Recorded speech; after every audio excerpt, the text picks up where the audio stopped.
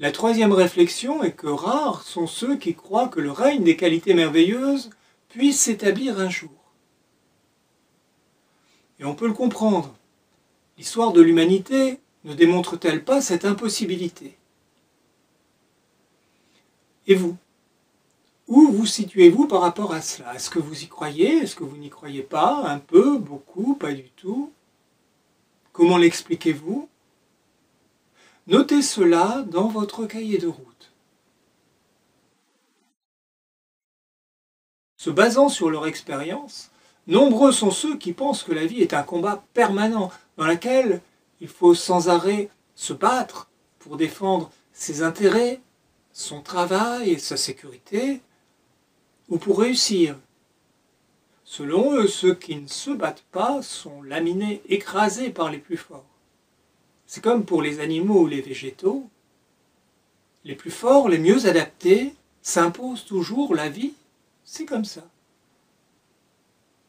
Comment, dans ces conditions, penser que l'amour, ou peut-être plus simplement la gentillesse, puisse un jour régner? Alors c'est peut-être possible dans certains milieux privilégiés, et encore, même au sein d'une famille, c'est parfois bien compliqué.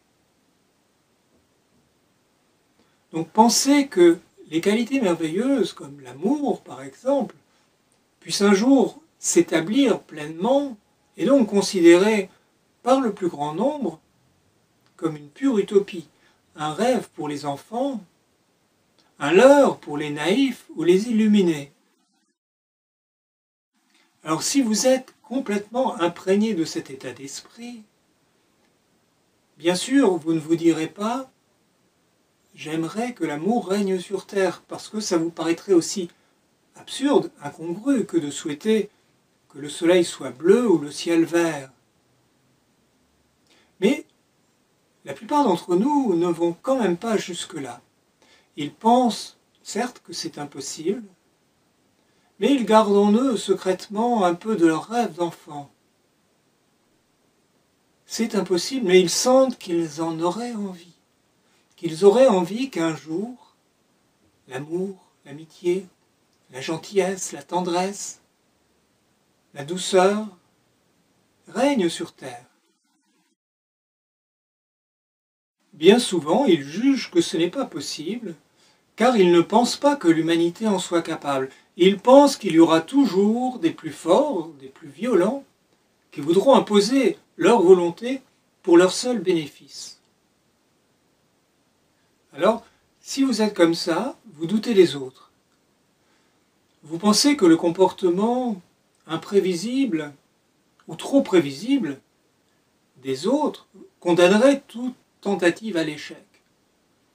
Et même en admettant que vous-même, vous soyez plein d'amour et de gentillesse, vous pensez que manquant alors d'agressivité et de défense, vous seriez immédiatement balayé par les plus puissants. Alors oui, c'est vrai, si vous êtes dans cet état d'esprit, vous doutez des autres. Et de plus, si vous regardez en vous, profondément en vous, prenez ce temps.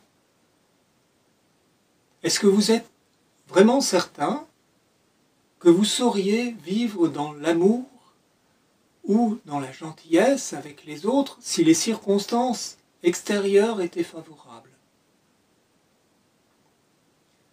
Est-ce que, par exemple, vous n'avez pas en vous des colères, des jalousies, des rancœurs tenaces prêtes à ressurgir? Est-ce qu'il n'existe pas des personnes dont, par exemple, rien que le fait de les croiser vous énerve, ou dont la façon de parler vous agace sans que vous sachiez toujours pourquoi? Si vous le pouvez, trouvez d'autres exemples et notez-les dans votre cahier de route. Par conséquent, si vous regardez profondément en vous, vous constatez que vous n'êtes pas du tout certain de pouvoir vraiment vivre dans l'amour et dans la gentillesse avec les autres. Vous doutez de vos capacités, vous doutez alors de vous autant que vous doutez des autres. Alors si vous regardez autour de vous, vous êtes bien obligé de constater que l'immense majorité d'entre nous vit dans ces doutes ou ces certitudes négatives permanentes. Je fais une aparté pour rappeler que notre espérance pour nous ici n'est pas d'atteindre un monde où les qualités merveilleuses régneraient totalement. Ce que nous souhaitons, c'est être en chemin, c'est ouvrir un chemin.